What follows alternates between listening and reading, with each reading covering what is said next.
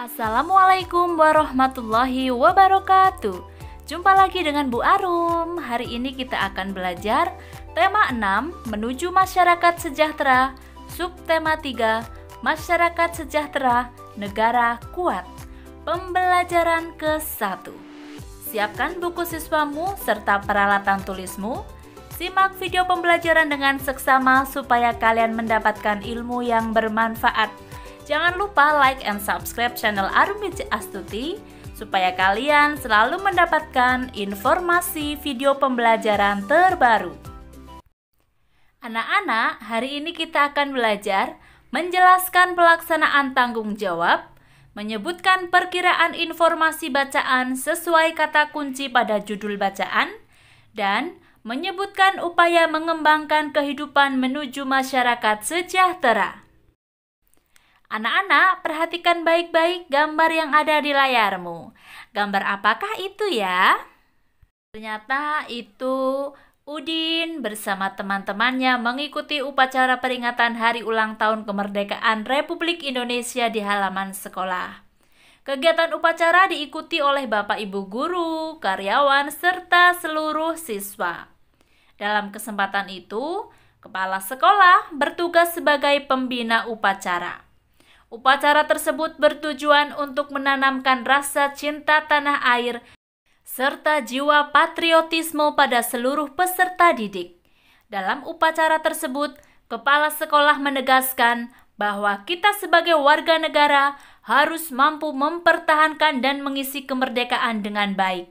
Dengan demikian, diharapkan akan tercipta masyarakat Indonesia yang sejahtera. Mengikuti kegiatan upacara dalam rangka memperingati Hari Ulang Tahun Kemerdekaan Republik Indonesia atau Proklamasi Kemerdekaan merupakan bentuk tanggung jawab sebagai warga negara. Dengan mengikuti upacara tersebut, akan tumbuh rasa cinta pada negara. Selain itu, kamu akan mengingat perjuangan para pahlawan yang gigih dan pantang menyerah untuk mewujudkan negara Indonesia merdeka, sehingga akan tumbuh rasa menghargai jasa para pahlawan. Sebagai manusia, kamu harus mampu menjalankan tanggung jawabmu kepada Tuhan Yang Maha Esa, diri sendiri, masyarakat, bangsa, dan negara. Bentuk tanggung jawab sebagai warga negara contohnya, menjaga nama baik negara, menaati aturan yang berlaku, menjaga ketertiban dan keamanan, menjaga persatuan dan kesatuan, membina solidaritas antar sesama, mengamalkan nilai-nilai Pancasila, serta meningkatkan wawasan kebangsaan. Perhatikan teks berikut dengan seksama. Wujud tanggung jawab sebagai warga negara. Tanggung jawab merupakan kesadaran manusia akan tingkah laku atau perbuatan baik yang disengaja maupun yang tidak disengaja. Tanggung jawab juga dapat berarti berbuat sebagai perwujudan kesadaran dan kewajiban. Tanggung jawab sudah menjadi bagian kehidupan manusia, di mana masing-masing akan memikulnya sendiri-sendiri, sehingga tanggung jawab bersifat kodrati. Apabila seseorang tidak mau bertanggung jawab, maka tentu ada pihak lain yang memaksa untuk bertanggung jawab. Setiap orang merupakan bagian dari masyarakat yang tinggal di suatu negara. Setiap warga negara tentunya terikat oleh berbagai aturan, hukum, dan norma yang berlaku di dalamnya. Namun demikian, seseorang secara sukarela menjadi warga negara tanpa paksaan, sehingga harus menghargai dan mencintai negaranya dengan berperilaku penuh tanggung jawab. Tanggung jawab warga negara terhadap bangsa dan negaranya dilaksanakan dengan cara memenuhi hak dan kewajibannya sebagai warga negara seperti yang tercantum dalam landasan konstitusional negara Indonesia, yakni Undang-Undang Dasar 1945. Berbagai bentuk sikap dan perilaku dapat diwujudkan sebagai cermin dari tanggung jawab warga negara Indonesia dalam kehidupan sehari-hari. Salah satunya adalah memahami dan mengamalkan Pancasila dalam berbagai bidang kehidupan, baik politik, ekonomi, sosial, maupun budaya. Pancasila sebagai nilai luhur bangsa tidak hanya cukup dihafalkan, namun harus diamalkan dalam wujud sikap dan perilaku. Misalnya, menghargai pendapat teman saat diskusi dalam kelas. Hal tersebut merupakan perwujudan dari sila keempat Pancasila. Selalu menjaga dan memelihara nama baik bangsa merupakan bentuk tanggung jawab warga negara di mata dunia internasional sebagai bangsa dan negara yang merdeka, berdaulat, beradab, dan bermartabat.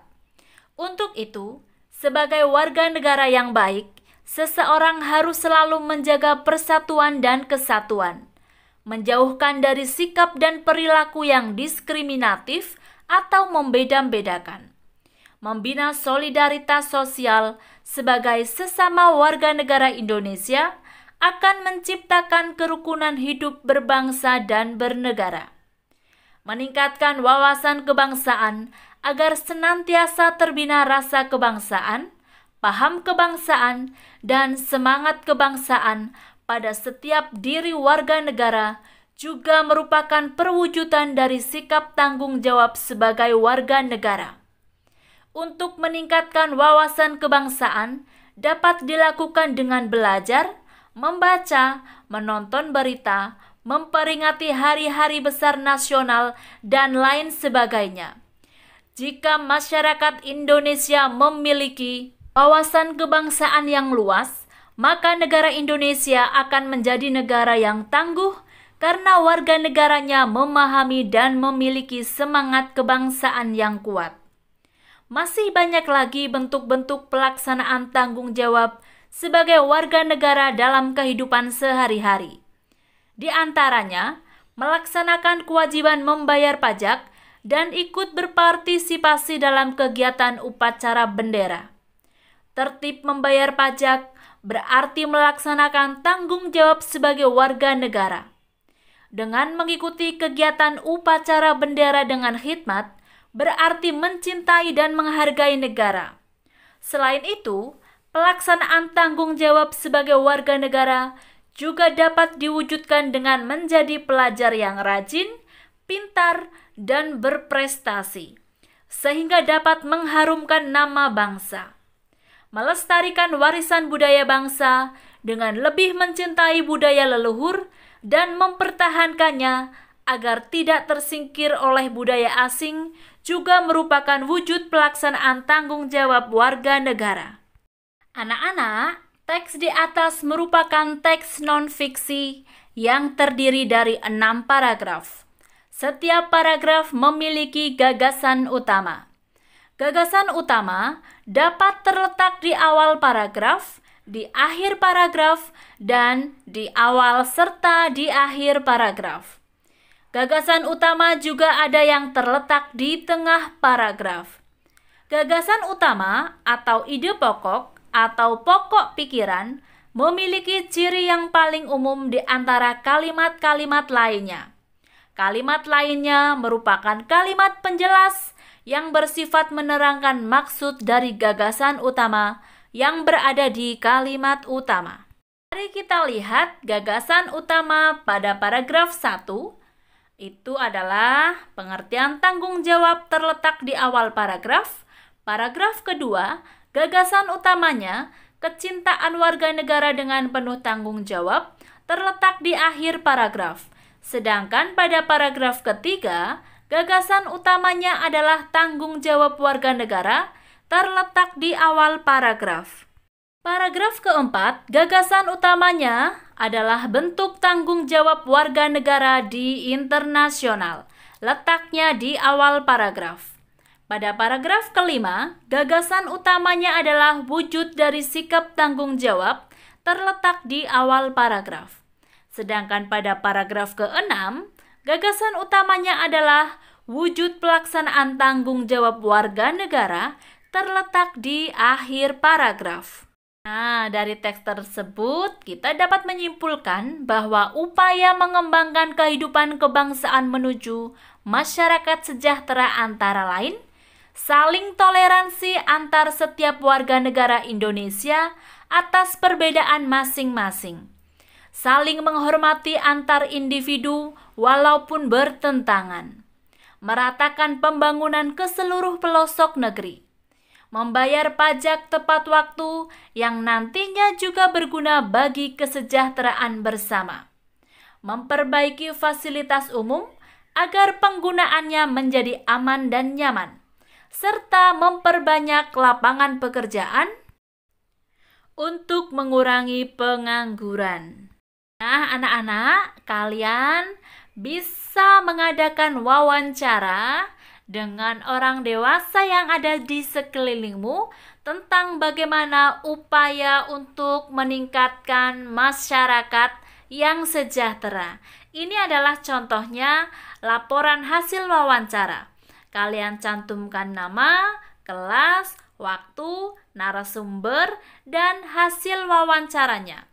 Contoh hasil wawancaranya adalah kemerdekaan Indonesia bermakna penting dalam upaya menuju masyarakat sejahtera.